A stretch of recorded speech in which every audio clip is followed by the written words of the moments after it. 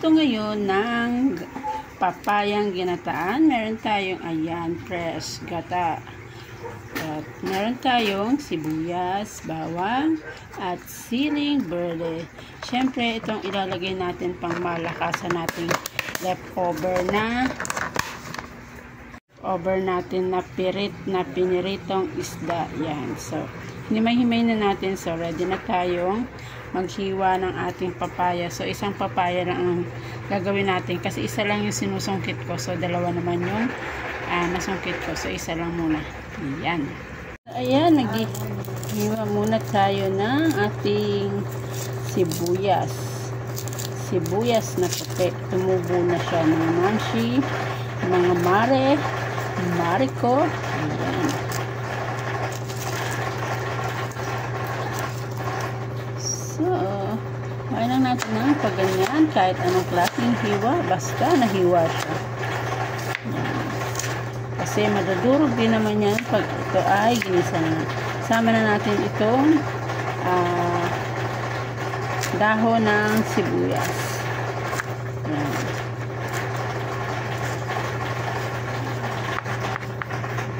So, ayan, bibiyak tayo ng ating garlic, mga mare. Ayan. Niambak ang aking bawang. Ayan. Ganyan lang. Ang ating bawang ay napakaganda. Hindi siya mabilis masira. Ayan. Ang ating bawang.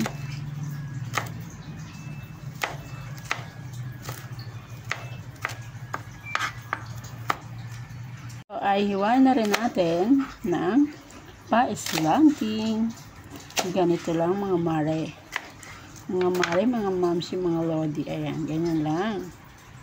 So, ayan. Magbalat naman tayo ng ating papaya.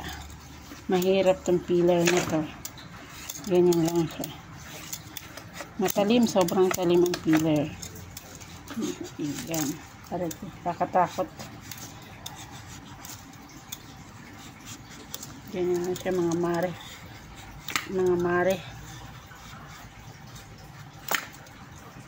Ito ay sariling tanim natin.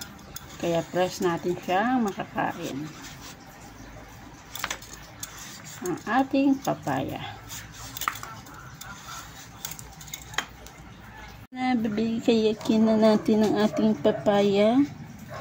Ayan.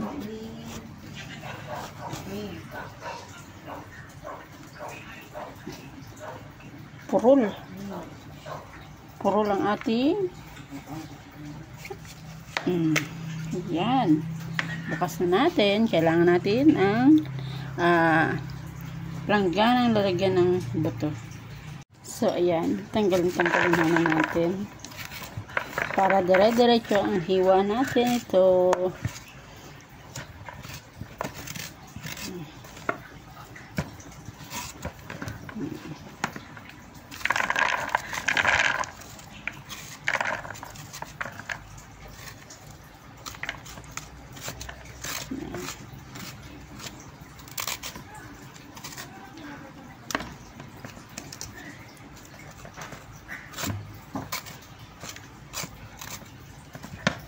So, ayan.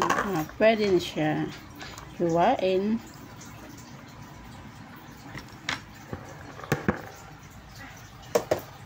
Tabi muna natin at tanggalin natin ang ating kalat. So, ayan. Nahugasan na natin. Kailangan na nating hiwain uli. At ating hiwain ng maliliit. Mga ganyan lang, mga masi, mga mare. Ayan. Any kinds of slice ay okay naman. Ayan. Pero sa akin, bara-barang hiwa lang to. Basta mahiwa. Ayan. Ayan. Ganyan lang siya.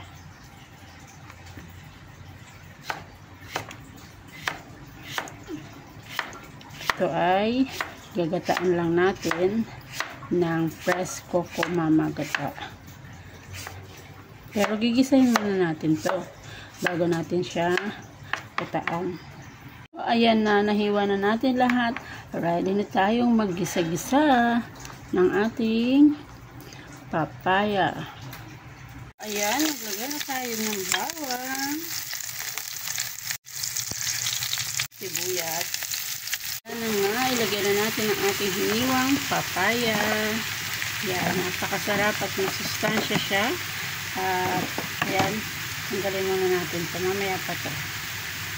Mix muna natin at nasunog ng ating bawang. Ayan na. Meron na naman kami sariwang ulam galing sa aking tanim. Ito ang ating piniritong isda. Ngayon nga mare, nilagyan na natin ang ating himay-himay na pritong isda. Siya po ay tulingan. Isang buo po yan. Himay-himay ko na.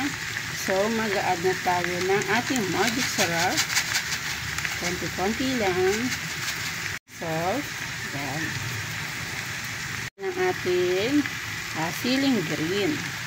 Mama fresh gata. Ilagay na rin natin. Ayan. Wow. Napakasarap nito mga mamshi, mga mare. Wow. Kumukulo na siya mga mare. Ayan. Ready na ang ating lunch for today. Yan. Murang halaga lang yan ha.